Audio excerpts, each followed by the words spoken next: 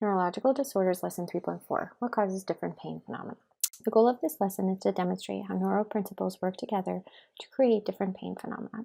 At the end of this lesson, students should be able to describe the neural origins of different pain phenomena, including phantom limb pain and referred pain, and use previously described neural principles to describe the existence of different pain phenomena. We'll achieve our goals with a Socratic discussion and a jigsaw on pain phenomena. To prepare for this lesson, you'll need to review the key scientific concepts presented in it.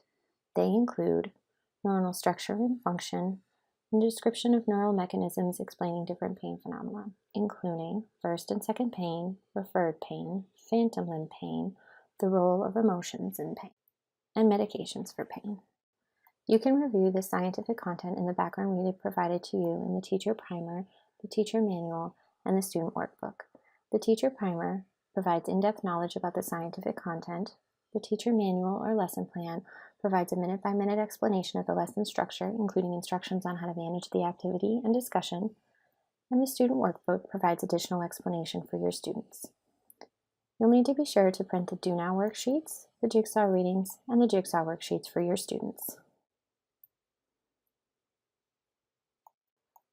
The key point of the lessons due now is to review neural structure and function, specifically unmyelinated versus myelinated axons, and that myelinated axons signal faster than unmyelinated ones, the location of sensory receptors, that sensory receptors are located all over our bodies, including our internal organs, the processing of the perception of touch. We process the perception of touch in the somatosensory cortex and the parietal lobe. There's an emotional component to pain. Our emotions play an important role in processing painful sensation, and the direction of the pain pathway. The pain information is sent in two directions, from the body to the brain and from the brain to the body. We get there with a self-assessment true-false quiz. In the Do Now, you'll give students the Do Now worksheet, which has the same statements as appear on the lesson's PowerPoint slide 2, and students are charged with determining whether each statement is true or false, and if false, correcting the statement by changing the underlined words. The key point of the activity is to explore pain phenomena and the neural mechanisms explaining them. The pain phenomena included are first and second pain, referred pain, phantom limb pain, the role of emotions in pain, and medications for pain. We'll get to this key point with a jigsaw on pain phenomena. In the activity, students will complete a jigsaw which allows them to explore pain phenomena and the neural mechanisms that explain each. The pain phenomena investigated include first and second pain, referred pain, phantom limb pain, the role of emotions in pain, and medications for pain. And caution, you want to double check that the jigsaw readings are an appropriate reading level for your students. To help students focus on the most important details of each of the jigsaw readings, give each student a jigsaw worksheet that has them take notes on those key points, which are, what is it, and what is the neural mechanism that explains why it happens. You can review all of this information in the jigsaw worksheet answer key. It has everything organized just as your students will be organizing it. Additionally, the teacher primer and teacher manual go over all of the key scientific concepts about each of these pain phenomena. After the students have completed their jigsaw reading and taking notes on it, you'll organize a teach back in which your students will teach each other about the pain phenomenon they investigated. This could be organized as small group discussions or done as an entire class. During the teach back, you may choose to use slides 4 through 8 to help students focus on the neural mechanisms underlying each of the pain phenomenon they investigated. Each of these slides contain pictures to illustrate the science behind the neural mechanism. These pictures are included within each of the readings, but depending on the size of your class, may or may not be easily shared via the worksheets themselves. The key point of the wrap-up is to review the relationship between neural structure and function that we introduced in the Do Now, including unmyelinated versus myelinated axon, the location of sensory receptors, processing perception of touch, the emotional component to pain, and the direction of the pain pathway. We'll get there by reviewing the Do Now self-assessment true-false quiz.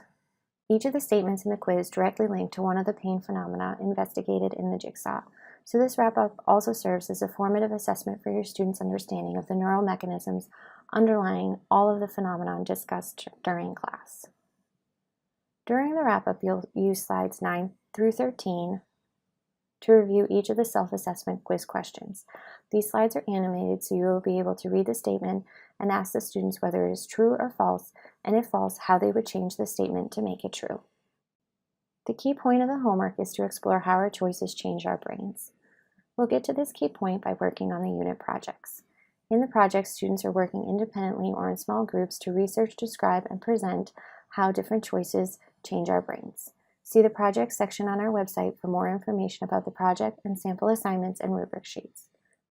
Additionally, because this lesson completes Unit 3, now might be a good time to have a quiz on the material covered in the unit to assess your students' understanding.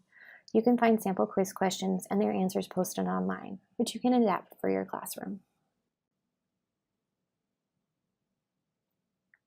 Students often ask for more details about the pain phenomenon. You can find more in the teacher primer, teacher manual, and student workbook. One of the most common questions teachers get is, does referred pain explain how acupuncture works? And this is a great question because scientists aren't really sure.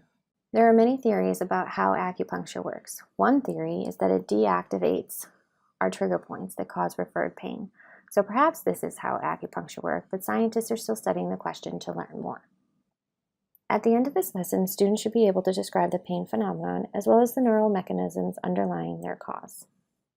Understanding neural structure and function presented in the previous lessons in this module is required to appreciate the mechanisms causing the pain phenomenon.